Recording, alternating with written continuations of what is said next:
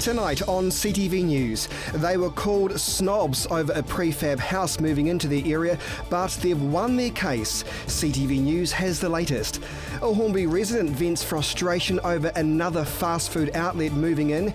And is there more snow on the way? We've got the very latest forecast. Broadcasting across Canterbury, from the CTV studio, this is First at 5. Good evening. The wintry blast has brought more snow to Canterbury ski fields, with Porter's Heights not only opening earlier than expected, but just in time to celebrate a piece of history. Jared McCulloch reports. After numerous delays to their winter season, Porter's ski area has finally opened up to the public. The ski resort near Springfield was due to open on Saturday, but with last week's wintry blast, everything was put on hold. And the general manager says it's been one of the best starts to the season since 2006, with the snow dump providing a record amount of the white stuff. For this time of the year, it's just an amazing base. 1 meter from the last snowfall came down fairly heavy, so it's a really good base material and covered the whole mountain, fairly even cover. But it wasn't all excitement for the mountainous park. Before the snowy storm rolled in last Thursday, there was concern about the intensity of the wild weather. Well, we came up here, but we had over a meter of snow on the roads, and it was really heavy snow, like concrete. It took us a while to get to the buildings, and then we had to dig the buildings out. We had to dig out all the lifts and get everything running. So it took us longer than we anticipated. It was looking grim too before the wintry blast, with only some of the facility likely to be open for business. We had enough snow to run the bottom lifts, but there wasn't enough snow higher up. And then when that big storm came in, it was a real blessing. Last year was a completely different story for the ski resort, with the opening delayed multiple times due to the lack of snow, with the mountain not open until mid-July. 400 to 500 people at the moment.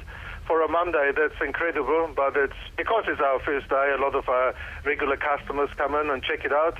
But he says this year that's all changed. At around 10 o'clock this morning, the car park was almost full.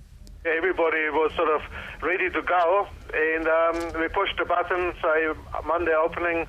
I don't know if some people took the day off, but yeah, it's quite a lot of people up here. Not only is the ski field celebrating their snowing success, but they're also getting to grips with their new state-of-the-art Easy Rider chairlift, costing $7 million to construct, the most expensive project in the field's history. And with 93 chairs, it can take around 2,000 people up the mountain every hour.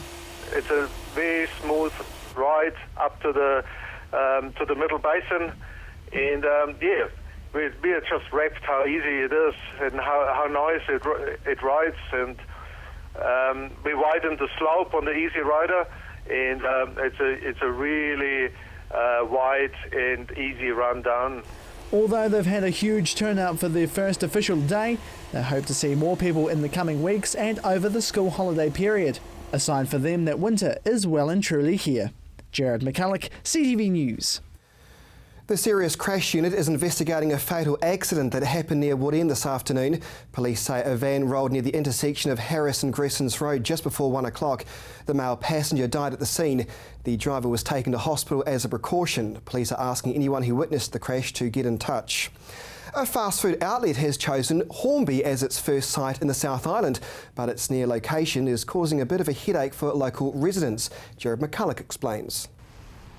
It could be seen as being the fast food hub of Christchurch, with KFC, McDonald's, Burger King and the recently opened Wendy's, just to name a few, humming in Hornby.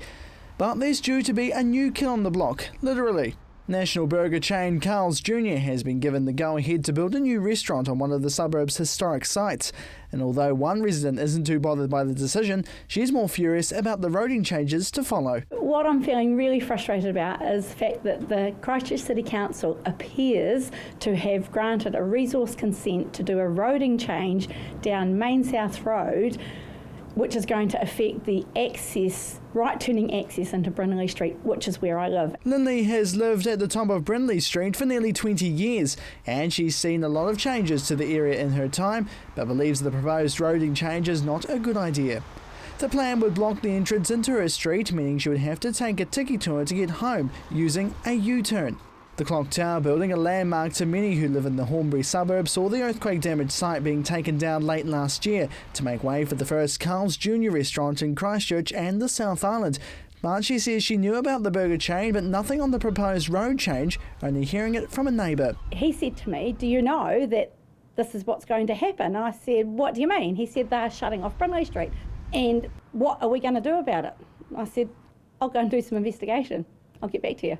So, after some investigating, there were 6 recommendations put forth to the community board at last week's meeting, with option 3 being the preferred choice to see a U-turn lane created on Main South Road and a concrete median island to block entry into the roundabout heading into town. However, board members preferred 2 other options to create an intersection by the old clock tower and Brindley Street, or a U-turn at the existing traffic lights on Canterbury Street and Main North Road. I don't think that the U-turn is a good option. I think that it's going to cause more accidents than it's going to fix. Regardless of the lead-in roading distance they're giving everybody on both sides of the road, I can just see more accidents waiting to happen. Christchurch City Councillor Vicky Buck, who represents the Riccarton Wigram board, wasn't available for an interview today, but told CTV News she found the proposal of the U-turn weird and unusual. Not happy with the idea and was also concerned about safety. The project hasn't been given the go-ahead. It's currently in the hands of the Infrastructure, Transport and Environment Committee, with the Community Board wanting a process of public consultation to find the safest way to enter the streets and new premises. So I'm going to have to go all the way down the far end of Brindley Street, around to Amy's Road and come up Amy's Road to get onto Main South Road just to go and do my shopping. How about they come and stay at my house for a couple of weeks when it first opens and see what happens, because I think that the cars are just going to be mental. It's a waiting game from here, with a report due back to the Community Board next month, with a hope in the near future for public consultation, with the project likely to take a U-turn on itself. Jared McCulloch, CTV News. A tractor that caught fire caused the temporary evacuation of Shirley Boys High School this morning. No one was hurt after what is thought to be an electrical fault. 2 fire engines were called to the fire just before 11:30. The evacuated students returned to the classroom within 30 minutes. Well, still to come here on CTV News, broadcasting and streaming live at ctv.co.nz. What's happened to all the city's volunteers?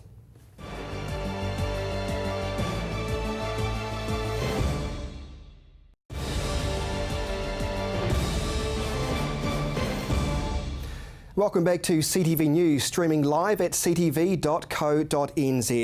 Well, they bowed to public pressure this afternoon. The company that breached a bylaw by relocating an old house to a build subdivision is having to do a dramatic U-turn and take it away, and the locals could not be happier. Chelsea Daniels reports.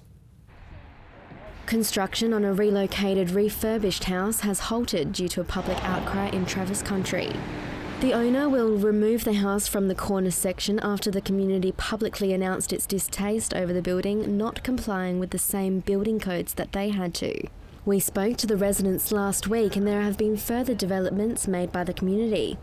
I managed to get in contact with the property owner. I thought it would be really good just to have a nice wee civil sit down and a chat, so that I could pass on the concerns of the residents in the area and also get her point of view, because what I found was a lot of people were making, it didn't look flash what had turned up there, and it appeared she was breaching a lot of covenants and building consent even, but I think it's very hard for people to make a judgment or a call on something when you don't know all the facts. So I thought it would be a really good idea to pass on all our concerns and get exactly what her intentions with the property were.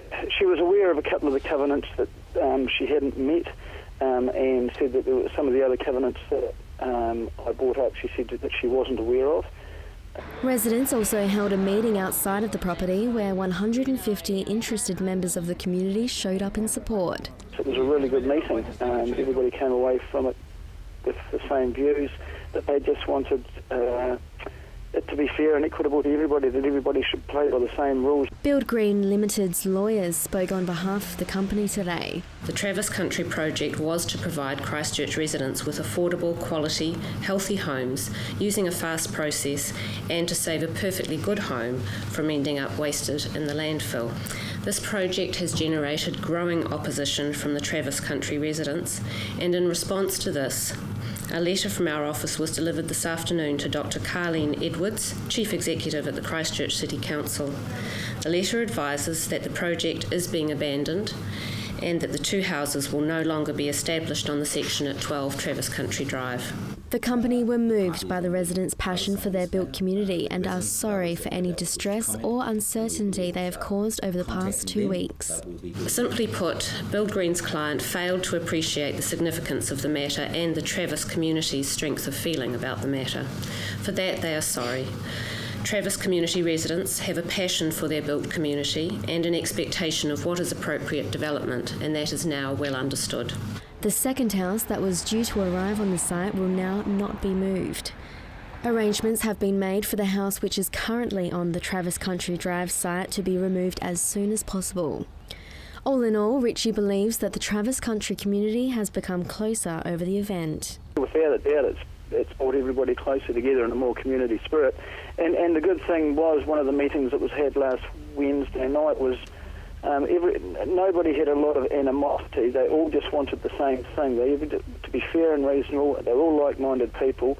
Didn't let it get to them personally or become a personal attack. They just wanted certain guidelines to be met. Chelsea Daniels, CTV News.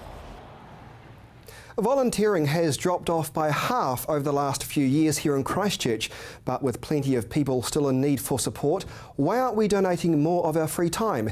Chelsea Daniels explains. It's National Volunteer Week, and Volunteering Canterbury is on the lookout for those who want to make a difference.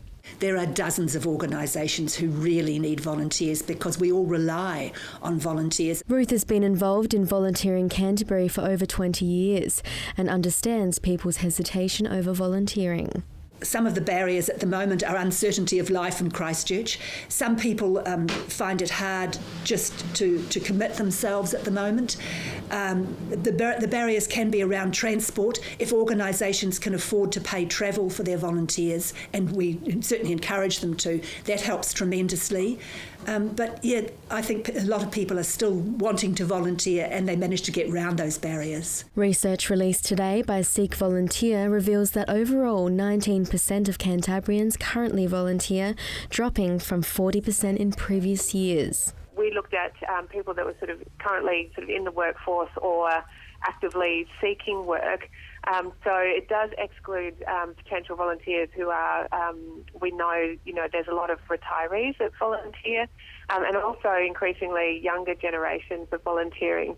So this piece of research just focused on people in the workforce, and what we found was that there had been a decline in the amount of people who were volunteering for various reasons. However, Ruth isn't fazed by these results. I don't know where those figures have come from, but certainly we're not seeing any drop in the numbers of people who are wanting to volunteer, and a lot of them are already in paid work. So, why should we volunteer? Because they get so much from it. They know they're making a difference in the community, but they also make new friends, and if they're dealing with vulnerable clients, the people are so pleased. Often a volunteer may be the only person that somebody sees during the week who hasn't actually been paid to be there. So it's really, really important what they do, and they get a great buzz from it. And Seek Volunteer research proves that Cantabrians are very good at helping out. Whenever something happens like a big event like the earthquake in Christchurch, Cantabrians are always willing to chip in and help out and lend a hand. Chelsea Daniels, CTV News. People have said no to Jetstar's online ticketing system. A Consumer New Zealand survey of more than 2,000 people found nearly everyone wants the airline system of pre-checked boxes to stop. Jetstar is being asked to stop using pre-ticked boxes on its online flight bookings. A Consumer New Zealand survey found 93% of respondents want the airline to stop using pre-ticked boxes for travel insurance, seat selection and check-in baggage. Air New Zealand stopped pre-ticking its travel insurance box earlier this year after a formal warning from the Commerce Commission. On return flights, Jetstar's booking process requires customers to untick the checked baggage box 3 times to avoid being charged. A consumers survey found nearly 1/3 of nearly 2,250 respondents had been caught out by this, and 50% of those who flew once a month or more had been inadvertently charged for it. 86% of respondents said they preferred to select any extra services themselves, and said that they were concerned the pre-checked boxes were designed to catch out those who were in a hurry. Jetstar announced last week that it was considering opening up its domestic flight services to provide for provincial centres, with Nelson and Invercargill the only South Island locations on the shortlist. And still to come here on CTV News, streaming live at ctv.co.nz, your local sport, and of course the all-important regional weather forecast.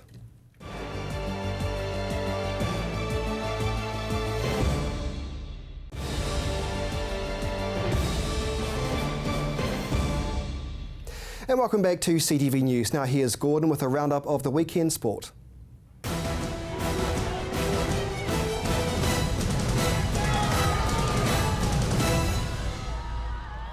After a string of losses, the Canterbury Rams bounced back in style to put in a record-breaking performance in New Plymouth on Friday night. Taking on the winless Taranaki Mountaineers, the Rams crushed their previous record-winning margin of 27.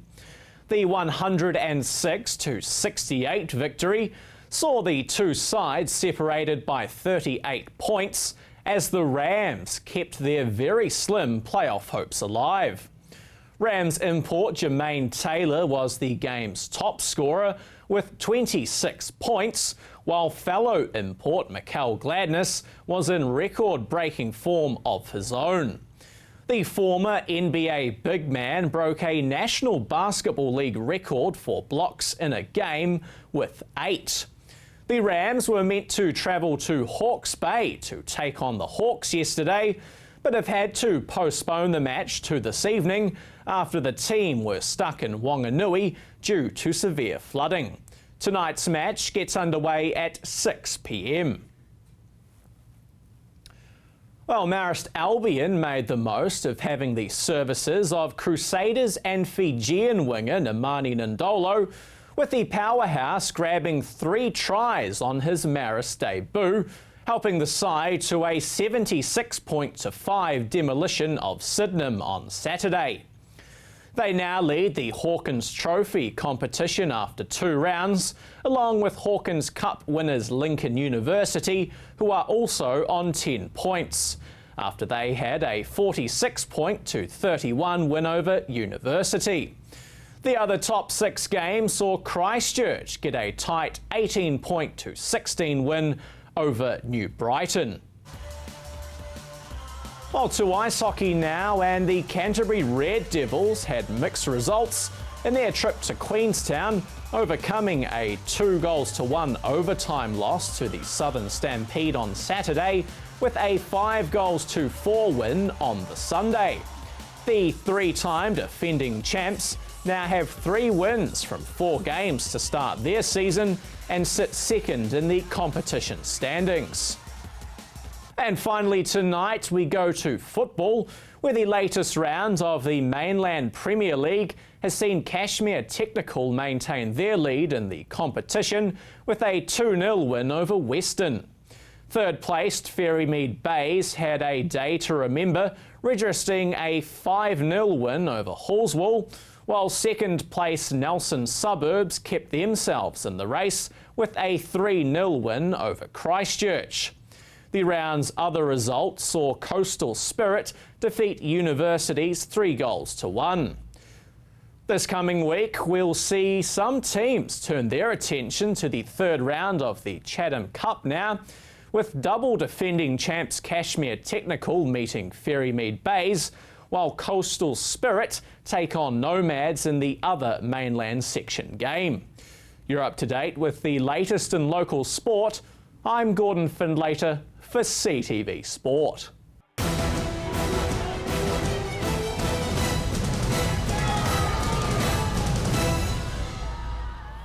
Thanks, Gordon. And now it's time for the region's weather.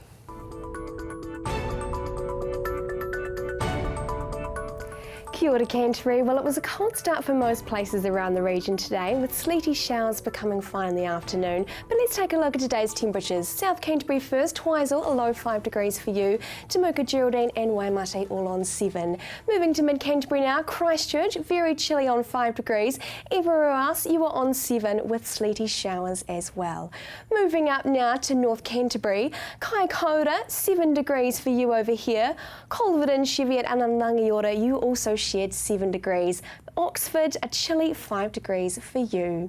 Looking to the Alpine region now, Mount Cook, you had the region's high today with 11. Looking to tomorrow's temperatures for the major centres, Timaru, you have a high of 7 tomorrow with sunny skies, but a very chilly -4 degrees for tomorrow morning. Ashburton, a similar picture for you with a bit of cloud and sunshine, 6 degrees, slightly cooler, and -5 degrees for you also. Christchurch, don't be fooled by the sunshine, 9 degrees, still a little bit cold and northeasterly winds as well. Looking to head for Kaikoura now, 10 degrees for you, it's the place to be for tomorrow's temperatures. Now looking ahead to other areas around the region for tomorrow, Twizel, very chilly on 4 degrees, -6 for you. As we move up to mid-Canterbury, we can see northeasterly winds coming in for Leeson and Akaroa, light winds for Methven and Darfield, and a -7 for Methven in the tomorrow morning. So wrap up warm for that one.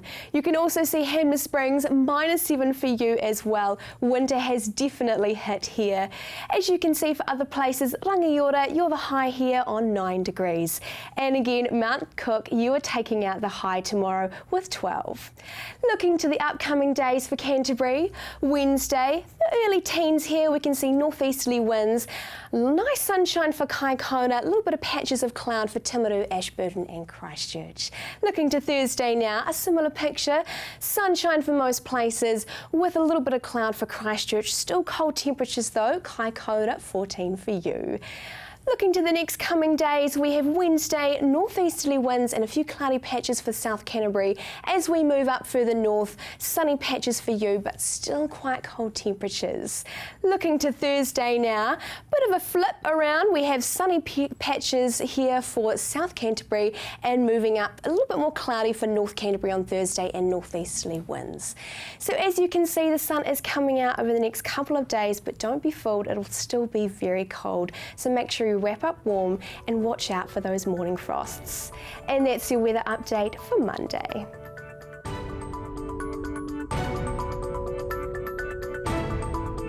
Very nice, -5, must be cold. And with the region expected to get another cold blast tonight, drivers being warned to watch for black ice tomorrow morning, especially in sheltered areas where there's little sunlight. Well, that is our show for Monday, but as we leave you tonight with some extraordinary footage of the snow around the city. Good night.